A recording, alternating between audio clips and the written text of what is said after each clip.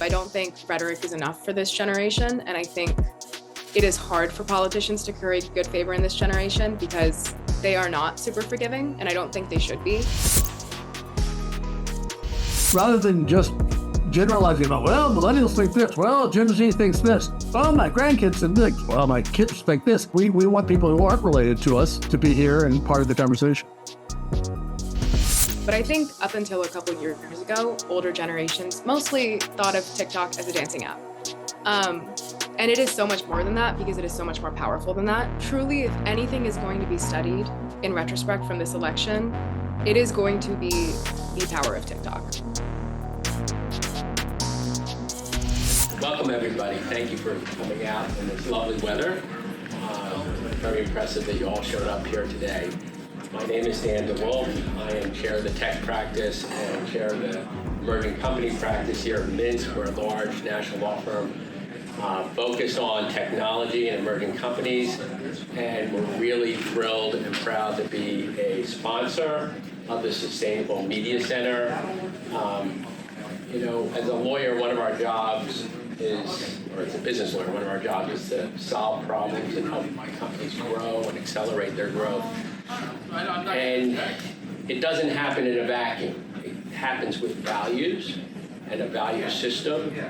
And one of the best things we do is help the Sustainable Media Center because they are really focused on solving problems that need to be solved, mitigating harm to teenagers online, holding large tech companies accountable for their actions, and I can go on and on and on.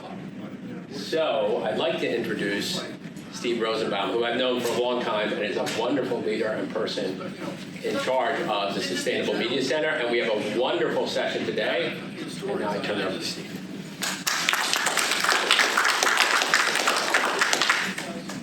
So, really important to begin with a thank you. Mintz has been, and Dan as the leader of our partnership, has been incredibly generous, not just with space and food and a bar we're going to share afterwards, but with the spiritual support that startup organizations need. And Craig Newmark, who's sponsoring today as well, another early supporter and friend. I want to just begin and tell you the story of the Sustainable Media Center in 30 seconds. We had this idea 2 years ago that there was a problem rising in our country and around the world, and that young people in particular and the democracy were suffering at the hands of social media. And one of our board members, a young woman named Avalon Fenster, took me aside after the second meeting and said, "This is never going to work." And I said, "Tell me why." And she said, "It needs to be intergenerational." And I have to admit, I'd never used that word in a sentence. I mean, I kind of understood what it meant philosophically, but I thought, okay, that won't be hard, of course. It turns out it's the hardest thing we do. Lots of adults have children and speak to their teenagers. Lots of teenagers speak to their teachers or their coaches. All those have specific power dynamics in them. But this organization, at its core, listens to young people, and adults talk to them, and young people talk to them. And so what you're going to see today is a special, if it works, a very special day. 24 days ago, I called Kurt and I said, "Kurt, I think we should do something in New York in August." And he said, "There's a date," and we picked a date. And we talked a little about politics and what was going on. And I said, somewhat prophetically, "I'm pretty sure that if we wait 3 weeks, it'll be really different." So the universe delivered us today. Let me bring in our guests. Come on in, guys. Oh, where'd they go? We lost them. Come on down. Kurt Andersen.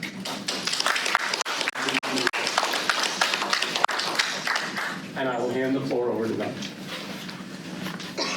Good evening, notes. Hello. Since you're the young person and therefore you know everything about social media and TikTok Sure. in ways authority. that the rest of us barely do. I'm just curious about, we've talked before, and everybody knows or thinks they know that, young people, TikTok, that's where they learn everything about the world and news and everything. I just like your sense of, very specifically, what was the TikTok take, and I know there's many, many different speakers, commentators, things on TikTok, so it's hard to generalize that. But what was the view of Joe Biden and Donald Trump until, July 21st? Yeah, I think it was largely disillusioned. I think people knew that, yeah, Donald Trump has its problems, but I think there was this sense that we weren't really heard in the conversation because Joe Biden really had no means of communicating with the younger generation through social media. I mean, if you saw his posts, he distilled down, like, we passed this act, which actually will apply to young people in many different ways. But, like, he did some videos joining TikTok. I don't know if you saw them. They were mostly laughed off by like the late night show hosts. It wasn't super effective. But there was no, I think, effort to engage with young people on TikTok. They maybe had some Gen Z social media managers that kind of jumped on some trends, but I just don't think the raw energy and the raw enthusiasm was there. And I don't think that's something that's specific to the audience on TikTok. I mean, there were polls in 2021, 2022 saying that 70% of voters don't want Biden to run again, and that number increases when you factor for young adults. So I think that momentum was just never there in the audience, and so it was never going to translate online. But I'm curious about something else, which is not how Joe Biden and his campaign could or couldn't or did or didn't ever effectively communicate there, but rather the general Sally Blow, Joe Blow videos about these people and these candidates and these politics. I mean, again, the bit of conventional wisdom I know is that they were brutal about Joe Biden. Everybody was, and not so much about Donald Trump. I think they were brutal about Joe Biden because he was the president residing over what's happening in Gaza, and that was an issue that was at the forefront of many young voters' minds. And I also think people are well aware what's wrong with Donald Trump. If there is something that goes viral about him, like there is shock and contempt and disgust. But I mean, that is a story that has been drilled to the ground for years now. And I don't think there are many new conclusions to be made about the person that Donald Trump is. And I think this is something that and we talked about this briefly, but this is something that I kind of noticed working for places like NBC and MSNBC and, these sort of old guard media institutions, or not the oldest guard, but the kind of institutions that cater to older generations, and seeing the gulf there was between the media appetite of cable audiences and the appetite of young Gen Z TikTok audiences. Because I think there was a lot more of a fervor to hear about systemic issues, to hear about climate, to hear about power and money. I think one example I can think of specifically is when in 2022 in Iran, there were those protests where a young woman had taken off her headscarf and she had been killed by Iranian police, and women all over Iran were kind of putting themselves in jeopardy and starting this movement. I saw so many Instagram reposts of that, and I saw so many people talking about it on social media and what kind of felt like the grassroots element, because young people decided what was going to premiere on social media. But when it was coming to the news agenda of MSNBC or CNN, the main story was Liz Cheney and January 6th. I wonder if that's partly, in that case, the conventional wisdom that has existed in mainstream, in the news media forever, in my lifetime, that, Americans really don't care about foreign news. Right. Do you know? I mean, as well as you're suggesting, the perhaps overemphasis on Liz Cheney and January 6th, but that, I mean, there's other problems, there's other legacy problems with news media approaches than just, I don't know, obsession with Trump. And that's a whole conversation by itself. Again, as we talked about a little bit, whether, you don't want to ignore Trump or diminish his things, but then when you're doing news every hour of every day, which again didn't used to exist, you got to fill it with something. So you fill it with, the main character. Right. I know. And I think, there's arguments for and against that. There's Tom Rosenstyle, who I think works with this organization, is also he was a professor at my university and is a press critic. He's called MSNBC and CNN kind of Trump outrage machines. And I think my qualm isn't really with these organizations filling 24 hours, which, like you said, that's a crazy mandate. That's a lot of time to fill. With constant hammering against Trump or with something that's constantly outrageous or divisive. I think there's plenty to be divisive about. And I think this is something that you can talk about because you wrote 2 books about it, about how much how many insidious things are happening at the very upper echelons of wealth and corporations, and the outsized influence those things have on the rest of our lives. And that is a story, I think, if we harness the outrage that we should have correctly, there's a lot of outrage to go around. There's a lot of conflict and anger and drama to go around with these things. I mean, yes, it's sort of obfuscated in economic policy and tax policy and these things that are objectively less sexy and less inviting. But I think talking about those things in a way that people can then relate it to the things that are going on in their life. I think for a lot of young people, first, I think maybe there's an increased, I haven't done a poll on it, this is just my anecdotal impression. I think there's maybe an increased impression or an increased appetite for global news because we've grown up in a globalized society. And when those sort of consensus around what a conventional audience wants to talk about no one wants to talk about foreign policy. If you put on something about the debt ceiling, people are going to switch the channel. People don't want to hear about climate change. Either it's too anxiety invoking or there's too much, it's too questionable. I think those are things that producers and media organizations should be questioning when they look at the younger generation, and they should take a long time or an active effort to see what is really resonating with these audiences, because we've experienced the first deaths from climate change. Things have changed a lot in the past 10 years, almost exponentially, including how much wealth has increased in the pockets of a few, including how many climate-related deaths and crises that we're seeing. And so I do think people, when they see how much systems have failed them, they do want to hear about those things. I wonder, and of course, the obligation and necessity is, to tie systemic things about climate or policing or political economy or whatever. There has to be a news story involved. There has to be a new thing you can then talk about and peg it to. But I'm curious, I wonder about electoral politics, because part of what you're talking about with the news channels certainly is this, whether it's over obsession with Trump or whatever, it's this extreme focus on basically national electoral politics. Yeah. And that didn't used to be the case, right? Now, I think that's partly because it's the horse race of everything is what television news covers, whether it's sports or politics. And so electoral politics is perfect for that, rather than these ineffable, not every 2 years, not every 4 years. Entrenched issues. Exactly. So I mean, it's interesting because it's the bias toward horse race-ness in a way that I think leaves those systemic issues aside, unless suddenly you get George Floyd murdered, and then that becomes a news event that provokes more news events that can then lead to talks about systemic problems. So, I'm with you on that. I think there's a disproportionate focus on the horse race, and maybe we can make some excuses because it is a literal election cycle and a lot has happened. Well, and this not to interrupt you, but this Trump and the Republican, proto-fascist Republican Party makes electoral politics not only oh boy, that's interesting, we love the races, we love the polling, but it does seem and feel more consequential than it has ever been in my lifetime. Yeah. So no, there are absolutely stakes. But I guess the question is, do we have to cover it in a way of who are you caucusing with? And do you think that's strategic? And do you think that will be effective? Yes. Or shouldn't we cover it in the way of these are the policies that you need to understand when you walk into a voting booth? And I think that's the frustration that I feel as a young journalist. Why are we not explaining the mechanics of policy? Because that will radicalize you so much more than hearing someone talk about a new poll and how this congressman is going to give you a talking point about how they're responding to that new poll. Yeah.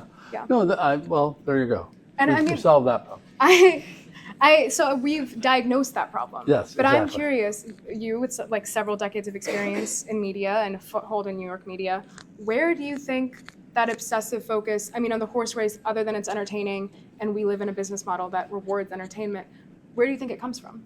Well, again, not to blame everything on technology, but between the internet, which is a whole other thing that has enabled, it's kind of the ultimate for better or worse, because there's a lot of worse, but also better.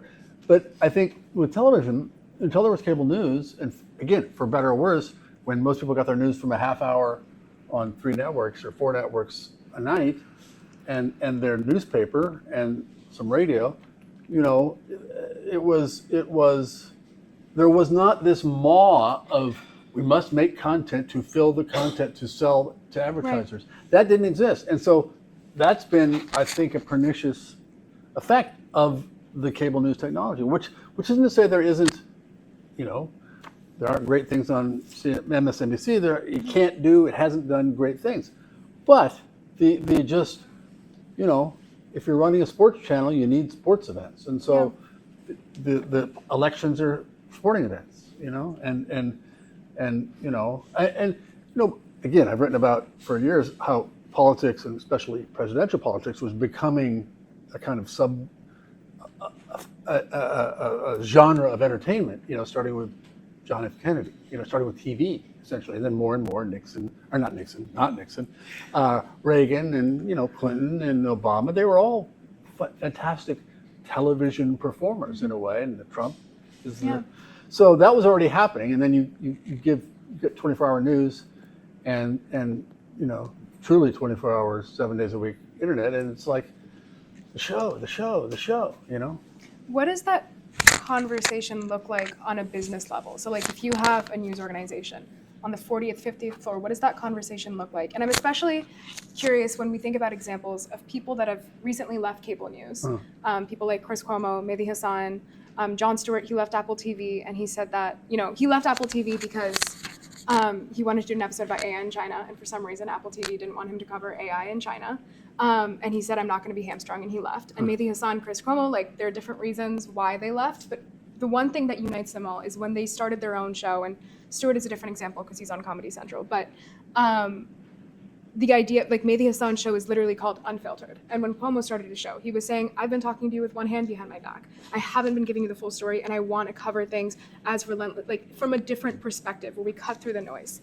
And again, leaving aside that he left in a disgruntled fashion, what is it about the sort of corporate influence that is forcing people to report on the news with one hand behind their back? Yeah.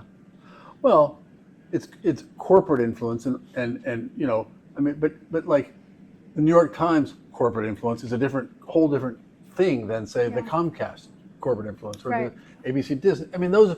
So again, the broad brushes of corporate media. I think it's as much as anything else, it's organizational pressures. Every organization, apart from what the bosses say or want, or whether, you've been too nasty about Israel today, we've got to take him off, or can't say that, or whatever it is. I think there are, organizational norms that if you're, Chris Cuomo or Mehdi Hassan or Tucker Carlson or whomever. Another example. Even Fox has its, apparently has its there are things that lines that can't be crossed. On Fox. And so, and sometimes that's about profit, and sometimes it's about other things that, are malign, but not necessarily simply they're in it for the profits. They're doing this for the money. Again, that's one of those. No, and I understand. Not untrue, but sometimes simple-minded reduction. Right, and I understand that there are varying ideological influences on what that might be, and people have different agendas, and people buy news organizations for different reasons and draw different lines between editorial and business. Right. But what I'm trying to understand is, in your book, Evil Geniuses, you chronicle for how, several decades starting in the 70s, peaking in the 80s, and then kind of manifesting in a way far outside of the dreams of the people who tried to execute that and the nightmares of people who have suffered from it. Nice summary. Thank you. They've, created this apparatus that is just, it feels like it's been able to operate covertly. And some of that is by design, because again, it's in the tax regulation, it's in economic codes, and things that you call bureaucratic and obtruse and just totally unsexy and so boring that nobody really wants to study them.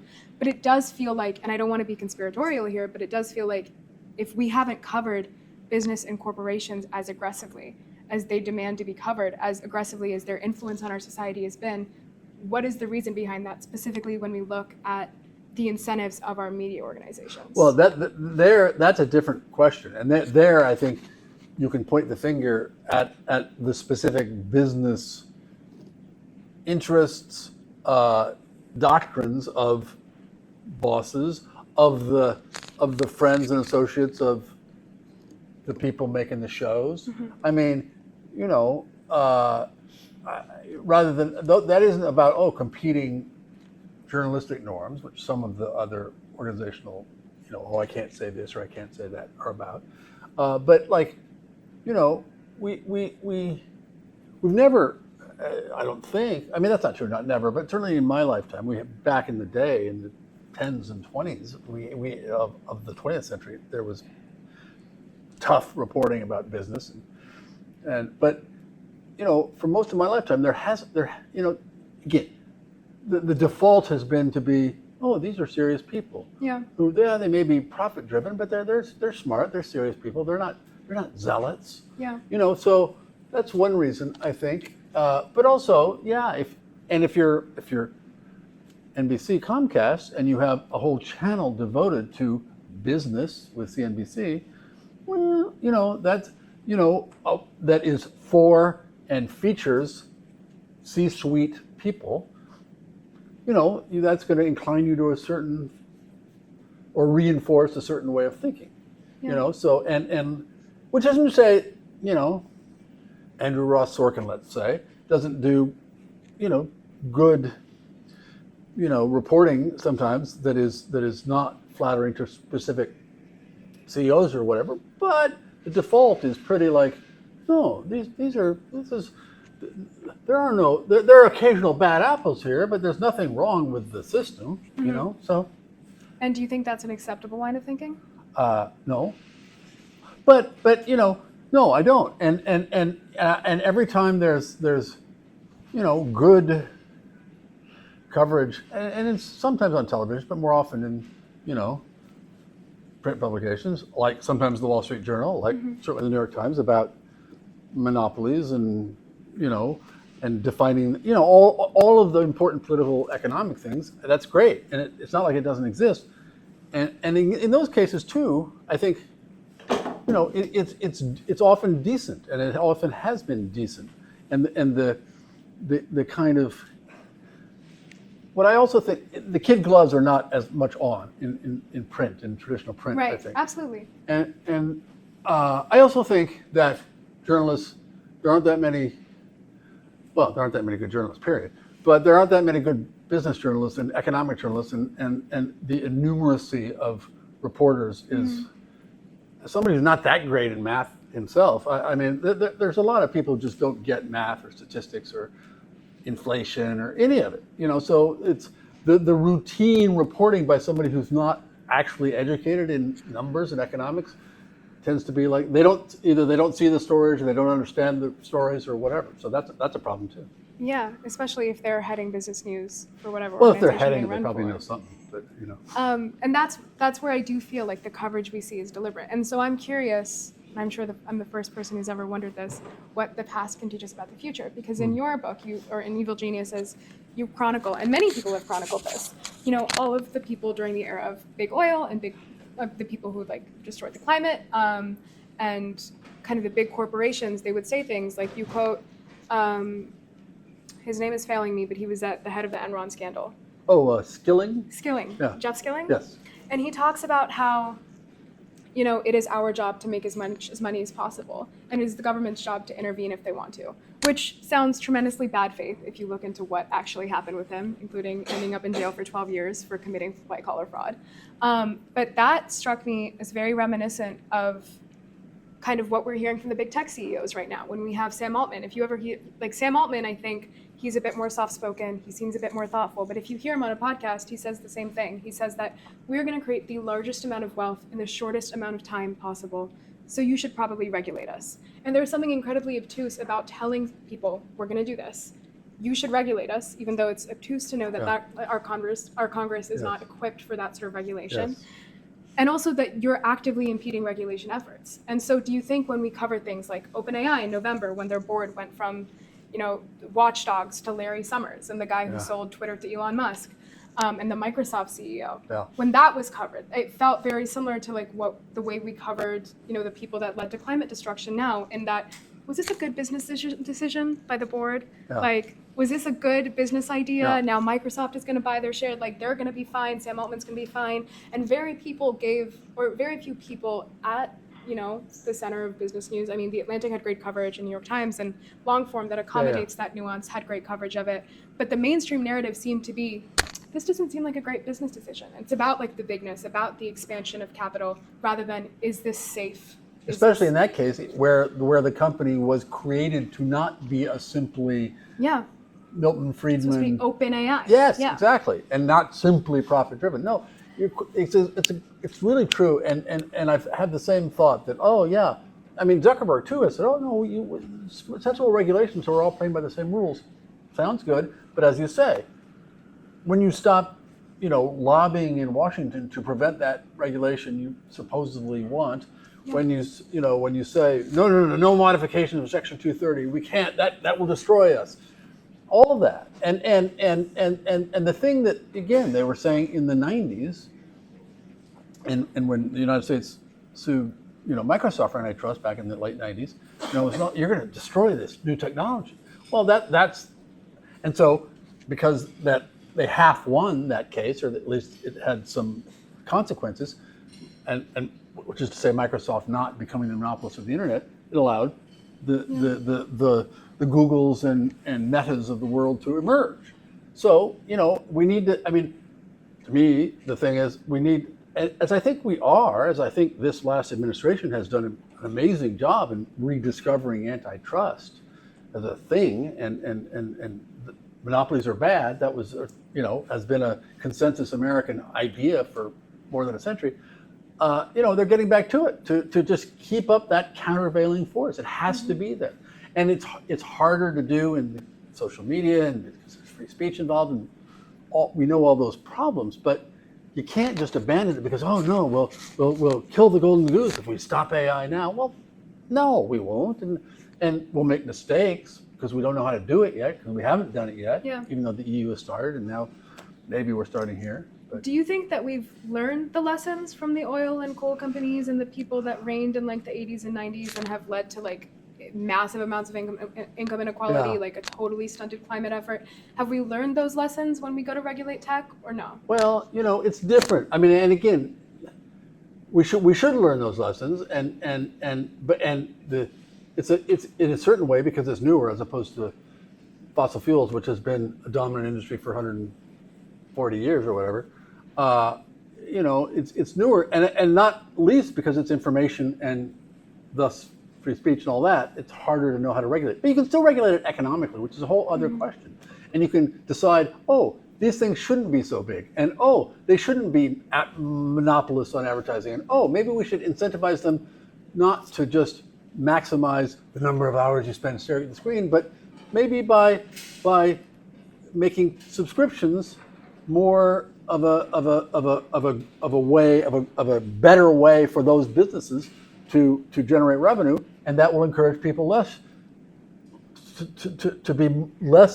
to make it less advertising dominated. Because if you're an advertising dominated medium and all you want is people to watch for as many hours as possible, it's going to be inciting rage or hatred or powerful emotions that will make them keep watching. That makes your money. So there's all kinds of things you can do economically. You can decide what the social good is and the social desirability about children using, Instagram and all of it, and then figure out ways that perhaps aren't regulating or saying you have to be 16 to use TikTok or whatever, and that are about having an apparatus that encourages businesses to do the right thing because it will make them more money. Penalize them if they do bad things. I mean, and again, regulation. We regulate drugs, and medical devices. Not well. Well, no, not well. And we're one of the only two countries in the world that allow drug advertising on television. Yep.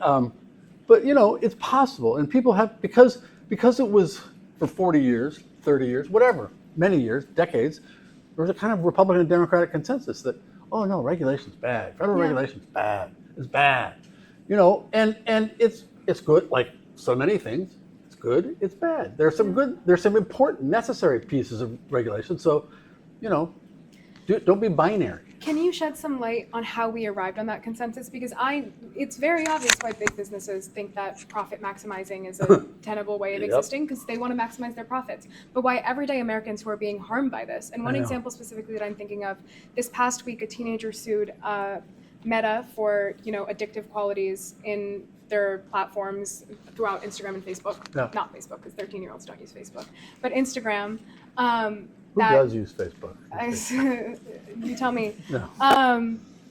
That, you know, have harmed her mental health in some ways. And that sounds facetious. Like, I will truly say that sounds facetious when you hear it at first glance. And all the comments seem to think so. They were like, where's personal responsibility in this? Where are her parents? Whatever. But I'm sure we can get into this further on later. But,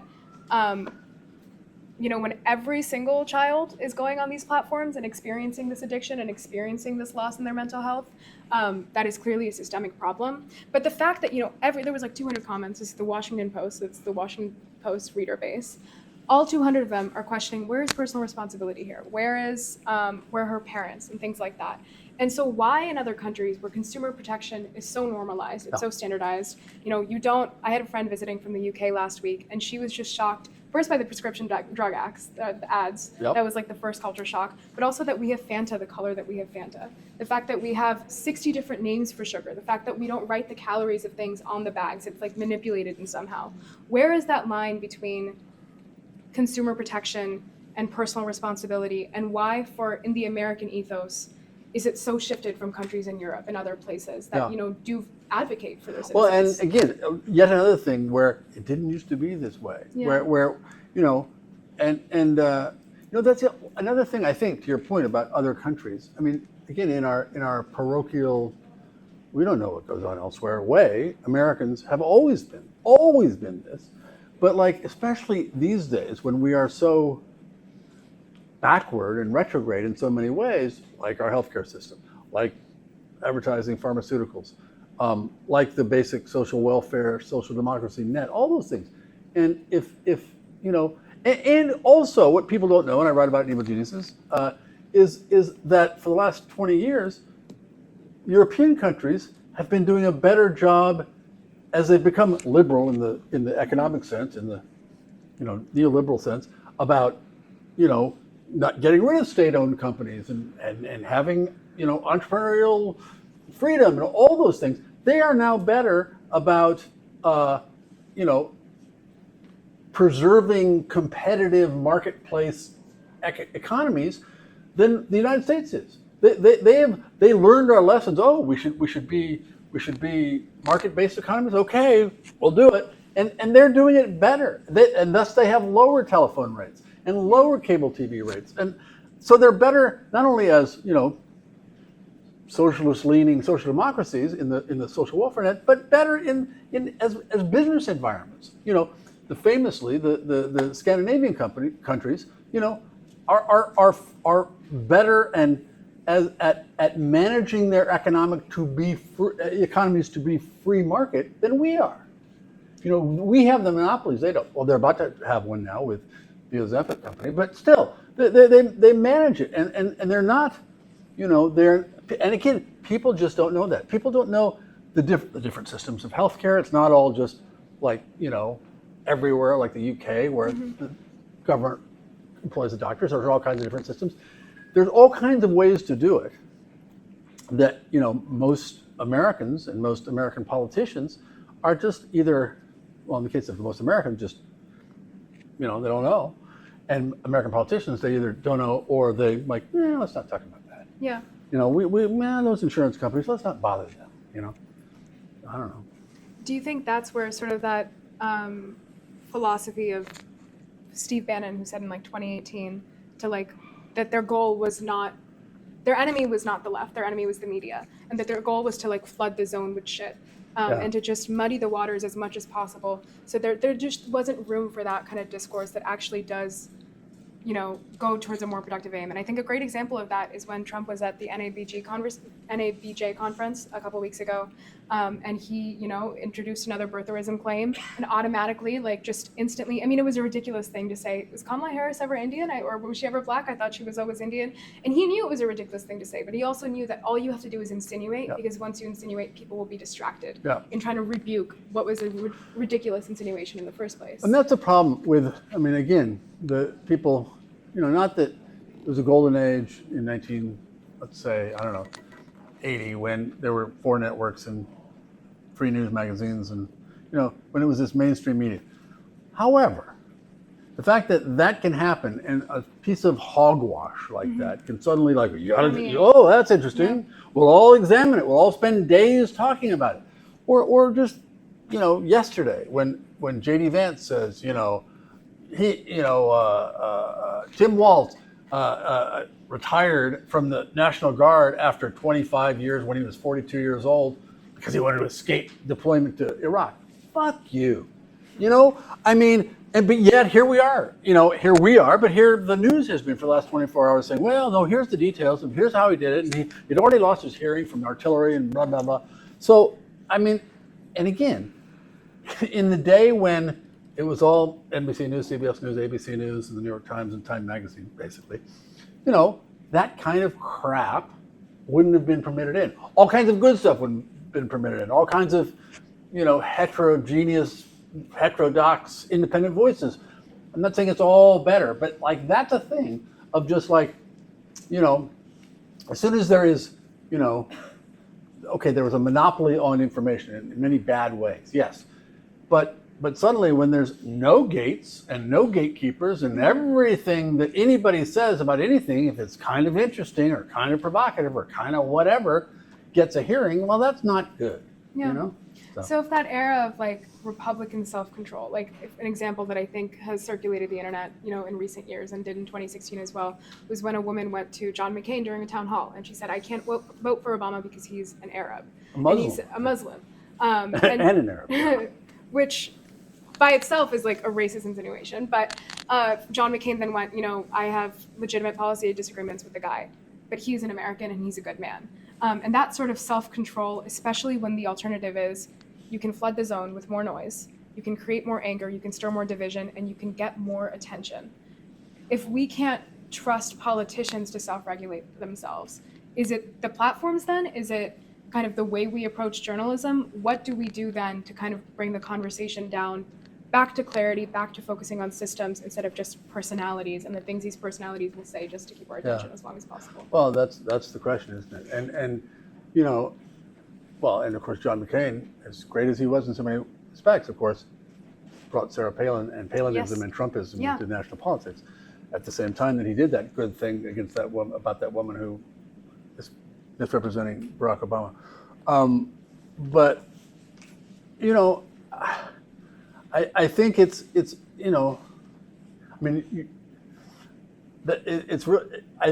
up to the news media in lots of ways. Now, again, Trump presented the news media, the mainstream, the straight, the whatever, the news media trying to be fair-minded, trying to actually pursue the truth without a strict partisan agenda. Made it very difficult. How do you treat this guy? How do you treat this liar? How do you treat all the things that he's terrible, in which he's terrible? Well, and they, and they're still, they haven't fully learned 8-9 years later how to do it, but God knows they're a lot better than they were in 2016, 17. So it's that. It's adapting to this new world where, it is what it is, and the zone is going to be flooded perpetually with shit because we have an internet and 24-hour cable news networks, one of which is irresponsible and reckless and itself about flooding the zone with shit. It's hard, but that's because it is speech. It's tough. It's hard to regulate, and you can't regulate it, and so. It's the question of how do you reinstall norms that work? I don't know. Yeah. It's up to you, kid. I have a question for you, sure. Which is these generalizations about any generation, including yours, which is, as you said, there is apparently, yes, and the polls show it and everything else, an inclination in the case of Israel-Gaza more toward Palestinians, in my view, significantly because you never lived when Israel was a decent, hopeful country, as it seemed to me when I was a child. But, and that climate is so important. Well, sure, but is that overstated, the climate thing, that's a driving thing for young people and how they vote and how they feel about politics? Susan? I don't think it is. I think it could be overstated in the sense that I don't know that everyone's like signing up for the Sunrise Movement and recycling and changing their lifestyle and not ordering from Shein anymore. But I do think people truly do care about climate. It is an issue that they will vote on, and it's because I think maybe, if we're speculating as to like what we've witnessed in our lifespans and how that informs our political views, when people 20, 30 years ago were coming up and thought climate was less important, it's because climate seemed less important. It really, we are a society that's geared towards instant gratification, and we're not good at thinking about the future that's far in the future. Correct. But now climate is right in front of our faces. I remember a few years ago, like my friend in high school, I was like, do you ever want kids? Because that's the kind of thing that we ask each other at sleepovers when you're like a 15-year-old girl.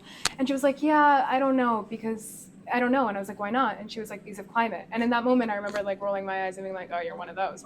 But I think that's become like a very reasonable concern for young people in the next few years. The fact that we're not going to own a house, the fact that college is so insanely expensive, and instead of like actually addressing the root of a tuition that's just obscene, we just get student loan payments that don't actually totally work.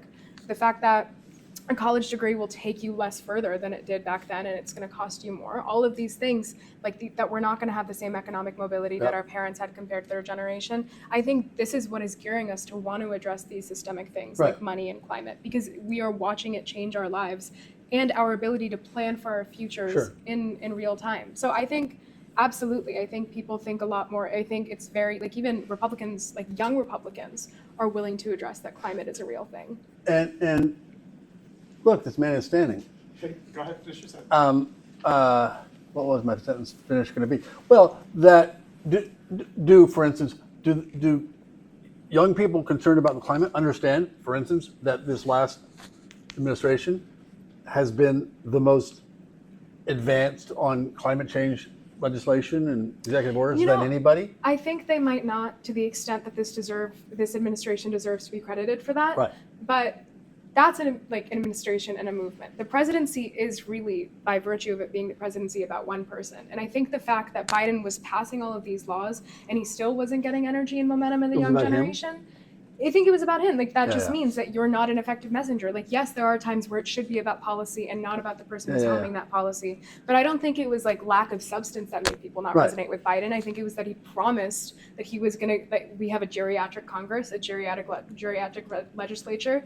He promised that we were going to have somebody new, a new voice. And then when the time came, there was no conversation around And now we've got a 59-year-old. Okay, good. One more quick question, which is, are Gen X men, in your experience, why are Gen Z, I'm sorry. Why are Gen Z men more conservative than not only than Gen Z women, but especially, and Gen Z women are so much more liberal? Why has the gender gap, which has existed along those lines for a long time, has become so great in your generation? Why? And I can't, as you're insinuating in your tone, completely answer for Gen Z men. Yeah. But I do think there is something to be said that for the, Scott Galloway, that's what he talked about the last time he was here, and that's something that he's been a big vocal advocate about, because, they're more isolated. They're not really existing in real life. They're having less sex. Compared to women?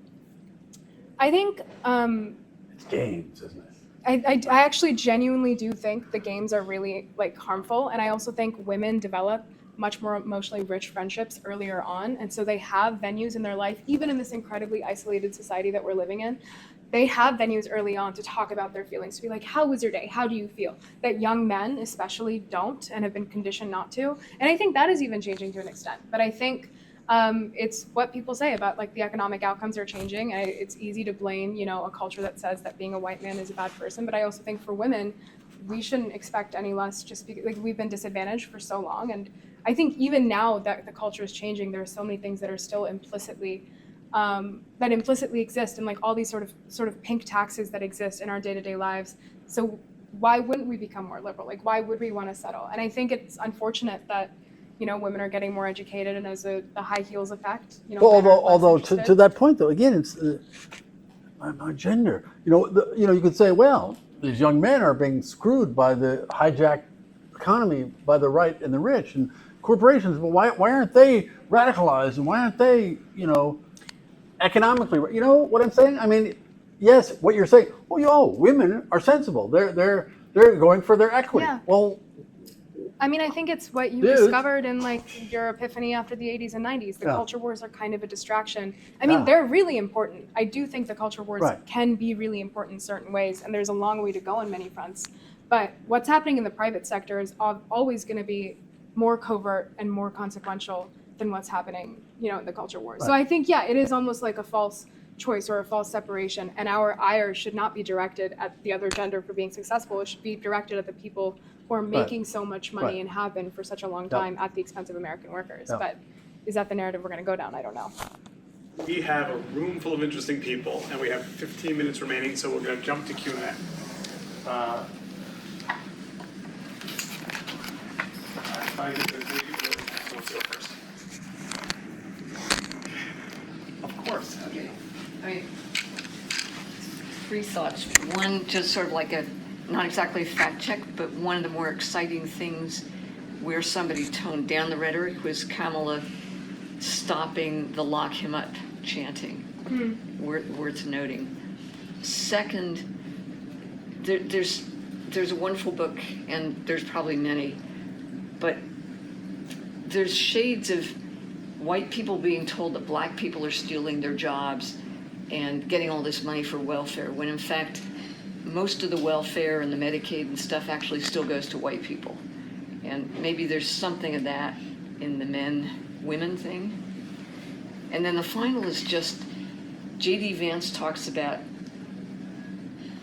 childless cat women or childless people. And the real issue that we're hearing about, in a sense, is parentless children, because their parents are on cell phones, their parents can't afford childcare, can't afford to take care of their kids. So you have a lot less family cohesion, and he's really looking in the wrong place. He should be funding the parents rather than making them have more babies they can't afford. Well, especially given his childhood. Yeah. He had that line before, 5 years ago. He understood. I also, These were Yeah. prompts, not. sure. I think, you call like the alliance between the corporate economic right, so the rich, the powerful, the Koch brothers, whatever, and with the Christians with the family values, and the Americans were nostalgic, perhaps still a bit racist, and not ready to like move on to a new culture that has equality at the level that it does. Strange bedfellows, and I do think it takes a lot of rhetorical gymnastics to align the fortunes of someone who's never had a college education with these lawyers from Harvard and Yale who have like engineered our economy to favor the corporations and the 1%. And I think that's another example. I will say J.D. Vance, I think, is showing signs of populism and like maybe this new trend of economic populism, but to constantly distract to like childless cat ladies and things like that, I think that's just rhetoric disguising the fact that they don't actually have policies on paid parental leave, which is why I think Tim Walz is going to be a really good foil for him, because he has tried to do so much for young kids, whether it's getting like food in classrooms or whatever he's done. And I think that sort of reclaiming what family values means to, universal preschool or maternal health care or any of these things. We have the worst maternal health care outcomes in the developed world, which is insane. And so the fact that you can say with a straight face that you have family values when you're kind of still allowing for that to happen and actively opposing reform for that, I think is ridiculous and something that the media should play a part in calling out. Will Tim Walz's exceptional, for a politician, authenticity appeal to people your age? I think it already has. I think our generation is very conciliatory. I think they want reconciliation. Like, people have been making the point that Tim Walz reminds them of like the dad that they lost to Fox News a few years ago. Yeah. And I think like the fact that people my age say that too. So yeah. I think the fact that like everything that he is, I think they love about him exactly as he is. The fact that he feels like a dad, the fact that he feels like a football coach, because it shows that these two things can coexist, that these different demographics can coexist. And I think like it's done a lot for the momentum of the campaign to have like the dad jokes have been nonstop. And I think it is actually going to be super. He's the good dad. Yeah. And the football coach who also formed the Gay Alliance thing at the school that he taught at. So I think the fact that he's showing that those two things can coexist. In rural Minnesota. Yeah, but also like tweets about how his dog got locked out, or like teaching his young child on how to like vinyls and fixing cars, and like those things that feel like the very dad Home Depot ads. I think that's really appealing to them, actually. Cool. we have a question from Zoom. We'll see if the audio works. If not, we also have some text questions from Zoom. Kevin, go ahead. Yeah. Say again? He's muted. No. Text I it. think Text are it you to us. muted? No, No, it's on our side. It's us. So if you text it in, we'll read it out for you. Can't hear you. We can't live. All right. But I know we have some text ones coming in. So His first question is, do you believe hold on, sorry. Do you believe that X and the social media platforms are good or bad? Real question. Yeah, tall order. I'll let you start. Well, is technology good or bad? It's sort of the same question. I think they are. I think they are probably. No, I decided a few years ago they're more bad than good. I think I agree with that. I think they've done a lot for, if you're a young person growing up and you feel like you don't identify with the world around you, which is the story of like every young person growing up, that is the essential coming of age. The internet is a very powerful mobilizing force in that sense. I think it's been very egalitarian in the way that creators have been able to come up in spaces in industries where they typically wouldn't have been recognized. I think there's a lot of agency in that. And I also think in like the way that we've seen how much traction Kamala Harris has gotten from the Gen Z vote, that now means that she has more of a mandate to Gen Z than Biden seemed like he had when he was running. And so I think there is a lot of good that can come of it. And I think there's a lot of good that can come from the creativity and expression that it creates. But I also know that my friends and I often talk about how we wish we could just experience like one day in like 1996 or 2003 or whatever, because we can turn off our phones, like we can turn off the do not disturb, but that doesn't turn off this sense that has now become our new paradigm of, artificially or not, our world is linked to our phone. Like possibility and life is linked to our phone. And I don't think that's actually the case. I think that's just a trap played on us by notifications and our nervous system and how the dopamine and all of that works. But I think constantly having to contend with all of the other realities that exist outside of us and not being able to just, I think parameters are a really beautiful thing. And I think to be present, you just have to be in the parameters of the space that you're in. And that has been impossible for this generation. And so I think the anxiety is like, I think a lot of the older generation labels it as cyberbullying or, anorexia rabbit holes or child porn. And I don't want to be reductive of those things because they're serious issues. But I think for the average young person, it's more the fact that you're constantly contending with a world that you feel like you're not part of. And you keep checking your phone for something that never really comes.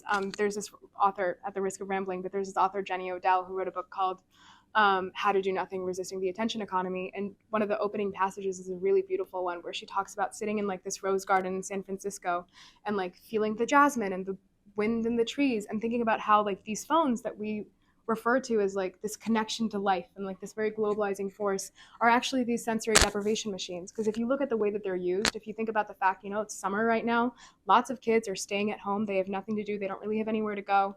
If like they're not paying for a summer camp or something, and you're going on your phone for 4 or 5 hours, you're laying in a dark room. And if you take an aerial view, that's so dystopic. It's like someone just sitting on their bed for 4 hours. And from your perspective, you're experiencing all this content. But when you zoom out, it's just someone staring at a black screen. And I think it's created a lot of malaise and hollowness in the our younger owners of the generations. machines are training us all to become more like machines. Yeah, absolutely. The execution has not been very humane, I would say. So as we were preparing for this day, I talked to both of you separately and had 40-minute conversations with both of you that were just fascinating. And you both had really interesting things to say about religion in different ways. And you made a distinction that I'll let you explain. But could you both just, where does religion play for young people? Where do you think it plays? Where does it play for you? Yeah, I grew up in an environment, suburban Maryland. It's blue, it's affluent, it's well-educated. I thought religion was dying off for our generation. I think for me, certainly religion has sort of died off. I would say that I'm agnostic, but I think a lot about spirituality. And I think maybe this is why Steve has brought this up, is because you talk about Fantasyland and how pernicious the whole woo, my feelings and manifestation and all of that Carried to can an be. extreme, yeah.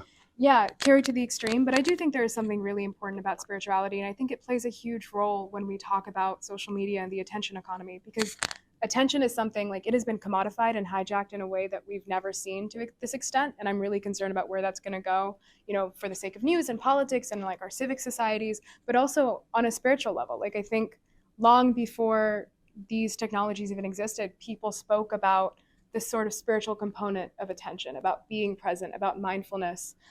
That's been something like ever since human neuroses has existed, and jealousy and insecurity and ego and all of these things, we've struggled to take control of our attention. There's a philosopher, 19th century philosopher, William James, who studied attention a lot, and he said that your life amounts to what you paid attention to.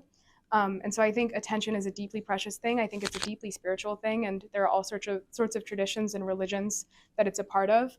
But I do think we need to have more of a conversation. Like Marianne Williamson, people laughed her off, and maybe that's fair. Maybe she shouldn't have been running for a presidential candidate. But I do think there is something very dysfunctional and disconnected about the spiritual content of this nation and consciousness. Yeah. You get the last word. Well, I think that, again, how other countries can be models for us. Europe is a highly irreligious place at this point. Europe is church does not have the role in most European countries. They have gone through the last 100 years of secularization without many of our not only spiritual, but spiritual emptiness. But I would say also, you don't have to frame it spiritually, metaphysically. You can also frame it as just social communitarianism. Mm-hmm. The Tim Walsh, be nice to your neighbors and follow the golden rule kind of thing. So that is missing. And in both the combination of secularization, the collapse for various reasons of mainstream Christian churches, and the rise in the late 70s and 80s of everything's about money, everything's about money, everything's about that, that leads to all kinds of, despiritualized, decommunitized world that feels empty. But we all know that the online world has changed dating for your generation and for my generation as well, I guess. My question to you is, has it changed how one finds a mentor? Because before the online world, finding a mentor and finding someone who you could follow and learn from, for example, when I joined a big law firm in New York, I hung on every word of the partners of what they said and how they dressed and how they acted and what values they had and how they talked to clients and how they interacted with people. And you learned a lot just being with them. That world doesn't exist anymore.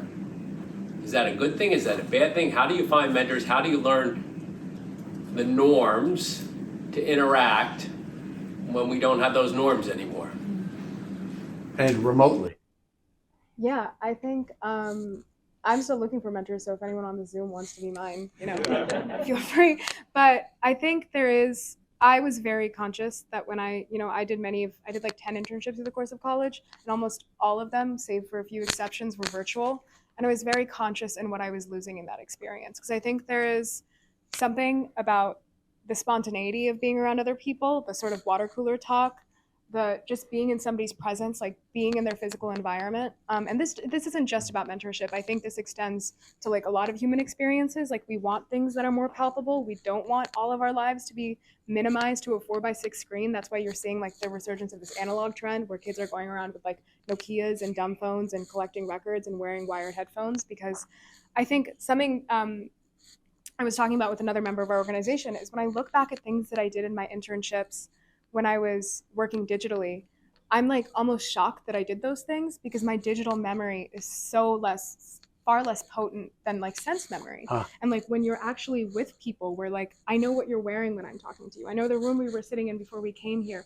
I think especially when your brain is still developing, those moments are made so much more impactful on like in that formative time when they have some sort of physical affiliation. And so I think, when there was a whole conversation about like millennials don't want to come back to work and things like that, I think we are desperate to have a community within work. But I think our age or our generation has been so radicalized against this capitalist society that will make you work 50-hour weeks for a terrible paycheck that it's like, I just want a separation between the two. But I do think there is an appetite to learn from people and to have those intergenerational relationships that you often only find through work. But I think, there has to be a balance as well. We are out of time. A huge thank you to these two ladies.